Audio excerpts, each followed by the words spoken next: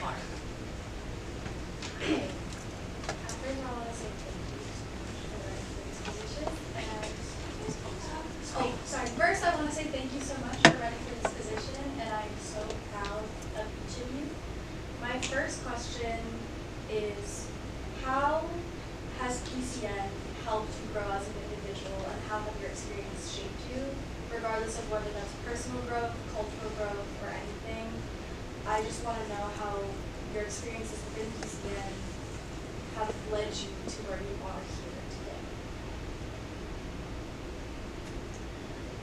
I'd say with PCN, as an individual specifically, I felt that I gained a lot of what it means to be a leader. I think that, especially during my freshman year, when I was really scared of leading people who were at the time, really older than me, like second years, third years, even seniors. It was a really scary thing for me.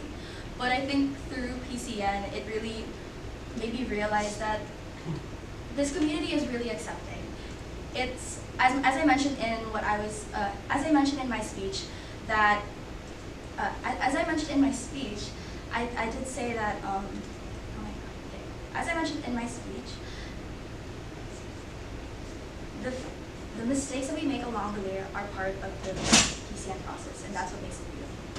And I think that definitely it has affected me as well as a person, because I tend to really appreciate the mistakes I make along the way as an individual.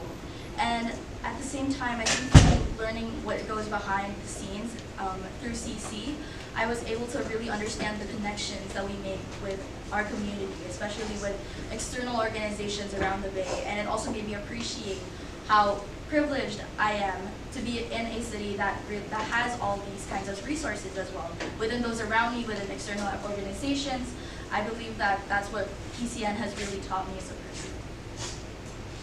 In all truthfulness, PCN has allowed me to dive more into my culture and knowledge, which I thought I was connected with before, but it wasn't until I truly joined PCN that I was able to find a community and that wanting to learn more about Filipino culture in general, which invoked me to volunteer at these different Filipino community organizations and learn more and connect with them, and where I felt more comfortable being able to finally share my culture with others, especially coming from a high school where I wasn't really able to connect regarding my Filipino culture. Sure, I was able to connect with others that may have been of similar color or ethnicities, like Asian Americans, but it was a very small population of Filipinos, and here I'm finally able to share with other people the longing that I really wanted, and it helped me grow as a person because I'm able to reach into all these different branches of Filipino culture.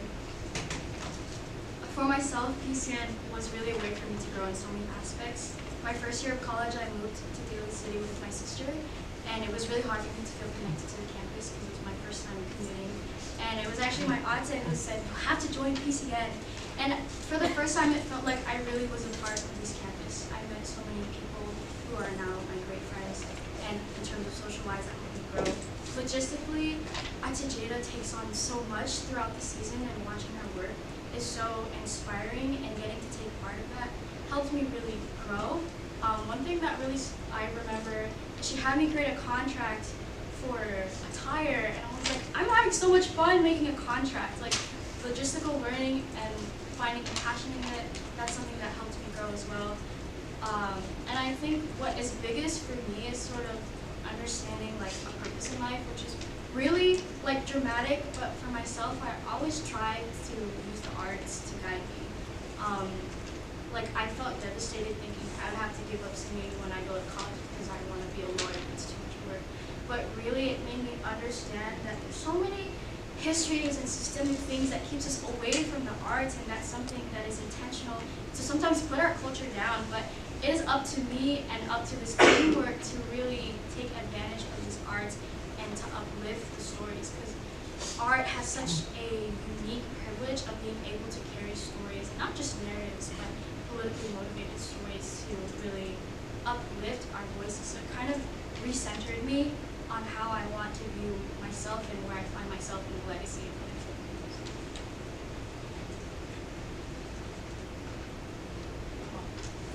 As all of you alluded to, PCN is more than just a performance. It's a powerful way to preserve and share a history and identity. However, there is always a challenge in balancing cultural authenticity with modern interpretations, engaging both Filipino and non-Filipino students, and ensuring that the production is meaningful beyond just one or two. As PCN Director, how would you approach making PCN both an educational and inclusive experience while also ensuring that it remains a space for cultural empowerment and storytelling? I believe that through PCN, we are able to make so many connections, especially with external organizations like already like Paramal and Agos, and we even have like connections with Kuya Eric, who also knows a lot of cultural bearers. And I think that those kinds of connections are really important in making PCN that perfect balance of both culturally accurate as well as that kind of modern take on it. I think just keeping that connection and always asking for feedback from these people who know way more than we do is definitely something that we need to really keep in mind when it comes to making these kinds of performances. And at the same time, that's also why it's important to have people like CC as well to guide, like for example, like me or if I become PCN Director, it's important for me to also have like CC to help have those kinds of discussions regarding those kinds of things. I agree with everything that Bree said, but going off of that, I think it's important that we lay the grounds that PCN is a very educational experience. Most may initially join it due to, oh, it's a really big performance at the end of the year, but it's really important to introduce early on that it's more than just a performance, it's an educational experience, and a time if you're like Filipino identifying or non-Filipino identifying, it's a chance to learn more about this rich culture that oversees so many different aspects, and definitely by working with multiple organizations, whether they're Filipino collegiate or continuing our partnership now, and just consistently and accurately working with CC and board, and especially like cultural committee, to accurately represent Filipino culture. And I understand that in such a modern world, there are some takes of integrating modern nuances into things, but I think it's important to consult that with those that are very aware of it and more expert in those, in order to culturally represent it accurately so that we are not dismaying anything and that we are representing everything with pride. And so by delivering that and continuously incorporating membership input and value throughout PCN, whether it's during leads checkouts during practice or asking feedback very early on before PCN even starts or is even introduced, I think it's very important, and continuously integrating membership feedback is what is going to make a great PCN production and create a very friendly and safe environment for our members. I personally think sometimes there's a misconception between Philippine culture and modern takes. Just because something is a modern take, that doesn't mean it's not part of the culture, but I think it's in terms of how we analyze it and category. When I think modern Philippine culture, I think post-colonial culture, diasporic culture.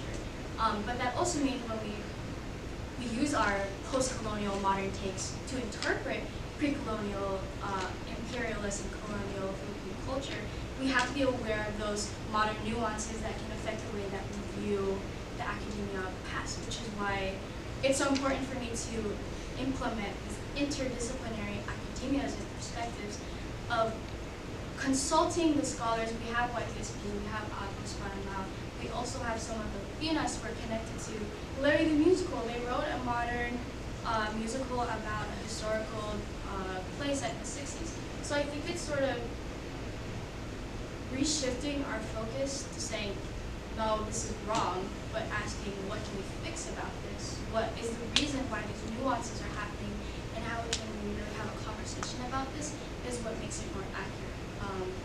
Like learning how to analyze older history from the perspective of older history, and then learning how to analyze modern aspects from a modern perspective, and sort of sifting through those nuances is what makes things like super important on the emphasis of the different academic.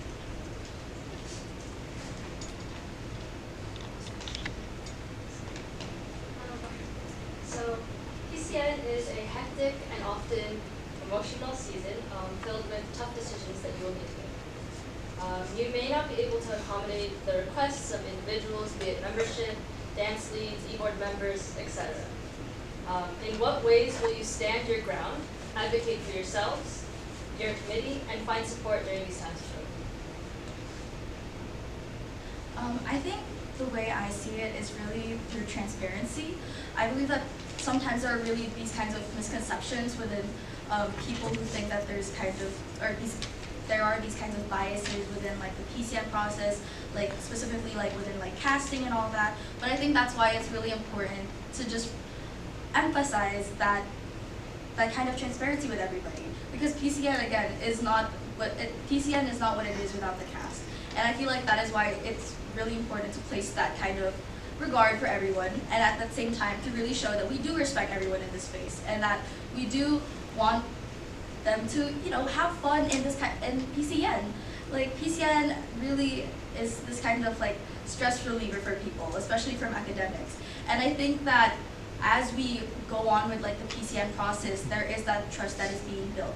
And I feel like that would also just get even stronger if we know that we can trust each other. If CAST knows that they can trust their director, if CAST knows that they can trust their CC, I think that's something that's really important when it comes to everybody, like, but yeah, I think that's my answer to your question. Yes. Yes, I believe transparency and communication is very important to establish very early on, especially not only in relationships but with bonds and bonds between members, bonds between boards, and bonds between CC. Because establishing that as a value very early on creates a sense of importance and equality between your community and your members, and it creates a sense of, it allows everyone to acknowledge that these are important things in order to avoid all of these conflicts and things that may happen. And if they do happen, it is important to work, because it takes a barrio. It is important to work with others. It's not all going to be on you. It's important to work with CC. It's important to reach out to board and any assistance that you may need, because at the end of the day, it's not all on you to resolve every single conflict. It's important to consider everyone. I think it comes down to a strong leadership and an open communication. We look to our leaders in every space, in every context, to be strong and unified so that we can lean on them. The same thing for CC, making sure that we're all on the same page, making sure that we are communicative about our logistical decisions. Something that I mentioned in my platform is having type conversations, allowing for an open dialogue between CAST and CC to have equitable and honest conversations about the logistical decisions that are being made, so that if there is any nuances and disagreements, there is an honest conversation that is happening about why can't this happen and what can we do moving forward.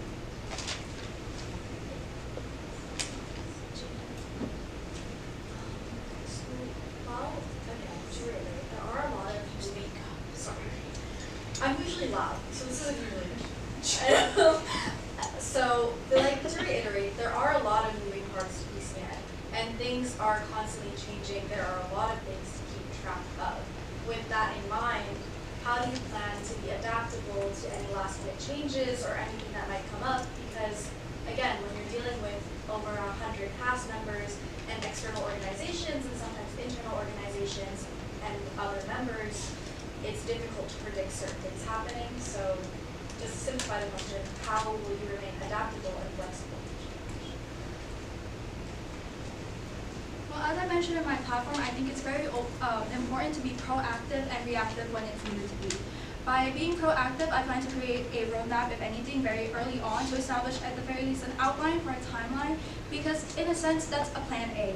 A plan B is any possible thing that may come after that, and a plan C is adapting to any possible last-minute changes. And with last-minute changes, I think it's very important to consult not only CC, but those that may guide us, such as Kuya Eric, Parangal, or Agos in that sense, And I think it's very important to utilize all of these resources because they're always readily available, and it's just knowing when to use them and when to apply them. And so by reacting immediately to a situation, being able to adapt, whether it's immediately reaching out as soon as possible regarding communication, slacking immediately needing new attire, it's important to react as soon as possible and utilize the help of CC along with board in order to make that happen. I think it comes down to an understanding of the situation and open communication. In terms of understanding the situation, it is understanding as a director, you should be aware of all of the moving parts. You should be in open communication with your aspect leads and your CC so that you have a good sense of what their plan is so that when something shifts, you have all the necessary variables creating the plan. Additionally, for example, things like the academia, if something doesn't work out because of like props or other aspects, you should have a good sense of what your performers are bringing to the table so you can do more research on how to find other solutions. I think also to do this, there has to be open communication. Everybody has to know what everyone is up to, and everybody has to relay these changes as soon as they can, so there can be an open conversation with every person involved on what to do next, so everybody has a chance to put their input so it comes to the best possible solution. Yeah. And I think as well as with open communication is really just having that kind of open-mindedness when going into things. I think that when it comes to making decisions, you do have to have that in the back of your mind that maybe sometimes they just won't work out. And that's okay. And that's why, like, as when we have like PCN Director, you also have CC, you also have board, you also have the external resources that you have, but at the same time, aside from the connections that we already have, we have other external organizations that we could reach out to. And at the same time, I think that's why it's important to realize that with like a really large kind of production such as PCN, it's really a privilege to have so many resources around you. And I think that being adaptable really doesn't mean that you have to heavily rely on yourself. And as I was explaining, there are so many resources to rely on.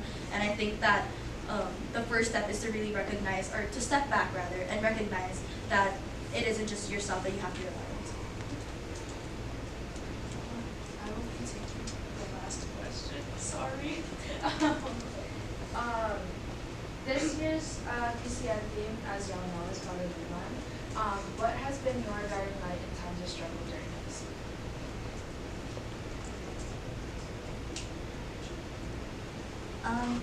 My personal guiding light has always been my family. As much as like I am like the only one here for my family are all back home. Oh no, oh gosh, sorry. But like, sorry. Okay, but yeah. Sorry, someone go first, sorry. For me, usually I see people in my space, like my ate is always there to listen to me. My ate is who brought me in this space, my ate is who guided me. My sister too, she just transferred here, so it's nice having her close by. But strangely enough for me, like reading the books and like academia, it's hard for me to connect with my family because of a lot of cultural difference. My parents have immigrants, it's hard for me to open up to my family, and what really has given me comfort my whole life is learning how to contextualize myself through history, because unfortunately I'm not able to have these conversations with my family in depth about our culture, and the person that I can talk to is history, and that's what I see to. That's why I feel like I have such historical perspective to art, because it's not just understanding the art, it's like trying to find myself somewhere, and I find myself in academia, and I find myself in art because I feel like it's hard to find other people who understand as well. To me, my guiding light has always been my Lola, and despite her not being very present now, she has always encouraged me to push my limits and always strive to go for things that I may never imagine I would put myself into. And despite all of that, she has led me to multiple connections, and in turn meeting all of my new friends, and including my kuya, who has allowed me to even run for this position. Not allowed me, but pushed me to run for this position because they believe I can do it, because they're the guiding light that has seen me throughout since the beginning of high school up until now currently, who push me to really get out of my comfort zone and really try to go for things that I'm so passionate about, no matter how much anxiety they give me or how scared I may be regarding them. But in turn, that has brought me to another guiding light, which is Kasamahan. And being in this space has really been a really amazing paraluman to me, because it has given me comfort in wanting to learn more about my culture and guide me into either volunteering or reconnecting and really focusing on things I really want to learn about, which is why I'm taking in more volunteering work and why I want to be in this position, because I want to be able to give the same experience and find that guiding light for other members too. Okay, I'm doing better. So, as I was saying, my guiding light is my family. I am like the only one here, so definitely spaces like this, like PCN and Samoan, have always been the sense of home for me. And I think that the reason why I think of them as my guiding light is because they really are the reason why I do all this. I think that like having spaces like Kisama, or like PCN is really special, and I think that's why I have so much passion to really make it the production that it is. And I think that at the same time, like, I think they just really reflect who I am as a person, and I really want to reflect that as well as a leader. As if ever I am elected as PCN Director, I really would like to reflect that onto CC, onto CAST, and as well as the members of board. And I think that's also why I work so hard in trying to get myself involved with PCN, is because I really want people to see that this really is a special place. It may just seem like a song and dance number for everybody, but to some people like me, it's like the only outlet for